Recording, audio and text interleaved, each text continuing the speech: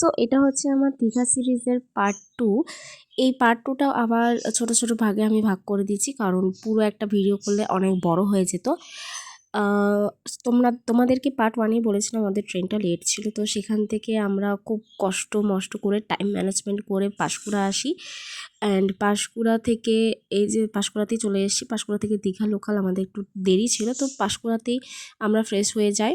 ভেবেছিলাম খড়গপুরে হব, বাট খড়গপুর একটুও টাইম হয়নি, সেখান থেকে আবার আমাদের টিকিট কাটতে হয়েছিল। তো পাঁশকুড়াতে এসে চা ফা খেয়ে এই যে আমরা এখন দীঘা স্টেশন ঢুকছি। মাঝখানে একটু ঘুমিয়ে নিয়েছিলাম, কারণ রাতে ভালো করে ঠান্ডাতে ঘুম আসেনি, সেজন্য একটু ঘুমিয়ে নিয়েছিলাম, সবাই ঘুমিয়ে নিয়েছিল।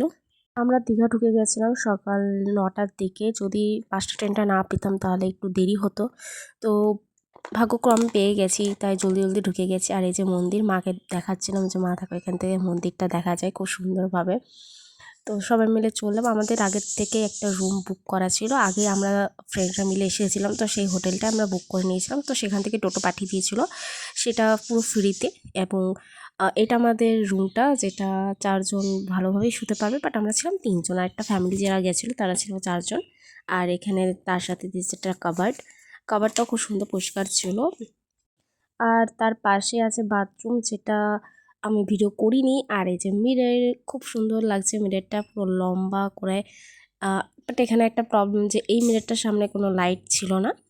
দেন আমরা রুম ঢুকে ফ্রেশ হয়ে বিচ যাওয়ার জন্য রেডি হয়ে গেছি। এটা আমার আর মায়ের বিচে যাওয়ার আউটফিট। যেহেতু আমাদের একদিনের ট্যুর, তো এই দিনই আমাদের সকাল সকাল স্নান করে একটা দিনই ছিল স্নান করার।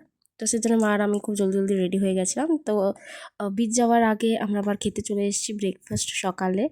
এই একটা হোটেলে ব্রেকফাস্ট করতে এসেছিলাম, এখানে অনেক রকমের অপশান ছিল, বাট সেখান থেকে আমরা চুজ করি সবাই লুচি তরকারি, যেখানে আলুর একটা তরকারি দিয়েছিলো, যেটা খুব বাজে টেস্ট ছিল। বাট লুচিটা খুব গরম গরম ছিল, আর আমি তো ধরতেও পারছিলাম না, এত গরম।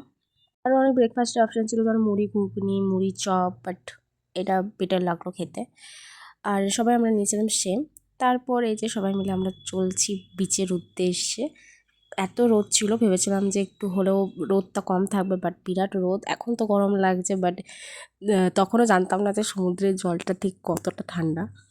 আর এই যে এখান থেকে পুরো দেখতে পাচ্ছি সমুদ্র। আর একটু ভিড় ছিল, একটু না মানে অনেকটাই ভিড় ছিল, বাট ঠিক আছে, ম্যানেজ করা যাচ্ছিলো। আমি যখন আগের বার এসেছিলাম তখন একটু বেলার দিকে এসেছিলাম, তো ভাটা চলছিল। বাট এবারে গেছি, এবার একটু সকাল সকাল, সকাল 10টা বা 10:30টার সময় আমরা হয়তো পৌঁছে গেছিলাম বিচের কাছে। তো তখন জাস্ট সবেমাত্র ভাটা শুরু হয়েছে, বাট জলটা তো ওপরেই ছিল না, তো আমরা অতটাও নামতে পারিনি। এই যে দেখো কতটা কাছে জল চলে এসছে। তো সেজন্য মাও একটু ভয় পাচ্ছিল প্রথম প্রথম। আর খুবই লোক ছিল, তো আমরা এই ঘাটে না নেমে আমরা ভেবেছিলাম পাথরের দিক থেকে নামবো, সেই জন্য আমরা আবার পিছন দিক থেকে যাচ্ছিলাম, আই মিন সাইড করে যাচ্ছিলাম, যাতে ভালো করে নামতে পারি। আর এই যে এটা আমি, আর খুব সুন্দর ফটো ভিডিও আসছিল, যেহেতু রোদ ভালো ছিল।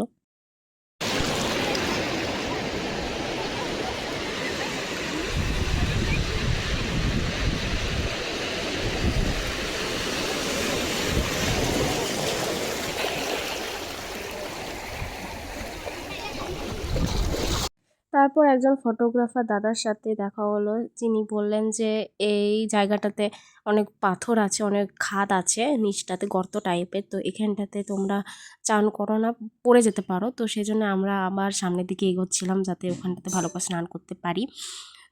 স্নান করার পর সবাই মিলে দাঁড়ালাম ডাব খেতে। হ্যাঁ জানি এখন শীতকাল, বাট এত গরম লাগছিল, স্নান করে উঠে রোদও এত ছিল যে সবাই মিলে একটু ডাবও খাচ্ছিলাম। ডাবে মা নিয়েছিল শ্বাস, মানে সবাই নিয়েছিল শ্বাস জাতীয়, আর আমি নিয়েছিলাম শুধুমাত্র জল। এই যে এটা আমার ছিল জল, যেটা খুব টেস্টি ছিল। মায়ের ডাবটা একটু মিষ্টি মিষ্টি ছিল, আমারটা অতটাও মিষ্টি না হলেও ছিল অল্প মিষ্টি। আর মায়ের শ্বাসের থেকে আমি অল্প ভাগ বসালাম। এরপর ঘর যাওয়ার সময় দেখি আরও ভিড়। আর দেখো তখন জলটা ঠিক কতটা কাছে ছিল, আর এখন কতটা দূরে। এখন আমরা চান করলে আর একটু ভালো হতো, বাট এখন চান করলে কাদা কাদা উঠবে।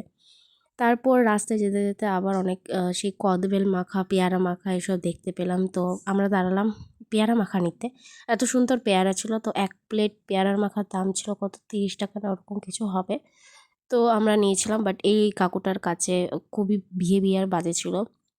একটা প্লেট এক্সট্রা নিতে গেলে তিনি আবার 2 টাকা চার্জ করছিলেন। তো এ নিয়ে একটু তর্ক বিতর্ক হয়ে গেছিলো। আর এখানে দেখো কত বড় একটা আম দেখতে পেয়েছি। আর আমি জানি না এই আমটার নাম কি, তোমরা জানলে এখানে কমেন্ট করে দিও। তারপর রুম এসে আবার ফ্রেশ হয়ে চান-টান করে আমরা রেডি হয়ে একবারই বেরিয়ে পড়েছিলাম। একবারে লাঞ্চ করব, দেন এবারে ওখান থেকে ঘুরতে বেরিয়ে যাব। আর এটা ছিল মায়ের আউটফিট অ্যান্ড আমার আউটফিট। আমি জাস্ট একটা জ্যাকেট নিয়ে নিয়েছিলাম, কারণ ঠান্ডা লাগতে পারে, বাট রোদও ছিল। যেহেতু রাতের বেলা করে বাড়ি আসবো, সোয়েটার থাকবে না হাতে, সেজন্য সোয়েটারটাও নিয়ে নিয়েছিলাম। আর এই যে এটা আমার আউটফিট অ্যান্ড আমার একটাই ব্যাগ আমি নিয়ে গেছিলাম, সেই ব্যাগটাই। তারপর সবাই মিলে বেরিয়ে পড়লাম, এই যে মা আর আমি। একটা ওদের ফ্যামিলির জন্য আমরা ওয়েট করছিলাম যে ওরা কখন রেডি হয়ে আসবে। আর আমরা এখান থেকে লাঞ্চে নিয়েছিলাম, সবাই নিয়েছিল ভোলা মাছ, বাট আমি নিয়েছিলাম চিংড়ি মাছের মালাইকারি, যেটা দুটোরই টেস্ট খুব খুব সুন্দর ছিল, আমার এখন মনে পড়ে যাচ্ছে। আর আমরা এইবার যাচ্ছি দীঘা মোহনা। দীঘা মোহনাতে পৌঁছে অনেক রকম শুটকির চোখে পড়লো, যেটা যারা যারা শুটকির ফেভারিট তারাই বুঝতে পারবে। দেখো কত রকমের শুটকি, আমি এগুলোর মধ্যে কয়েকটা নামও জানি না, বাট দেখছি ভালো লাগছে। যারা যারা শুটকি খায় না তাদের জন্য এটা খুব কষ্টকর ওখানটাতে থাকা। তারপর নেক্সট একটা দোকানে যাই, যেখানে দেখি খুব এত বড় বড় কাঁকড়া, যেগুলো দাম মানে অনেকটাই বলছিল। আর শুধু কাঁকড়া নয়, এখানে অনেক বড় বড় ইলিশ মাছ ছিল, চিংড়ি ছিল, আর একটা পমফ্রেট ছিল যেটা ভীষণ বড়, যেটা আমি জানি না ভিডিওতে আমি ক্যাপচার করেছি কি না। আর এই মাছগুলোর নাম জানলে তোমরা প্লিজ বলবে। আমি ঠিক এই মাছগুলোর নামও জানি না অত। ওই একটা টবটাতে, একটা গামলাটাতে দেখো পমফ্রেট মাছ রাখা আছে, এখান থেকে অল্প আমি ক্লিপ নিয়েছি। আর এই জায়গাটা দেখতে পাচ্ছ, এটা হচ্ছে পুরোটা নদী। আর এখানে মাঝিরাও চলে এসে মাছ নিয়ে মনে হয় জাল গোটাচ্ছে না মাছ করছে, আমার ঠিক জানা নেই, এখন ভুলে গেছি আমি।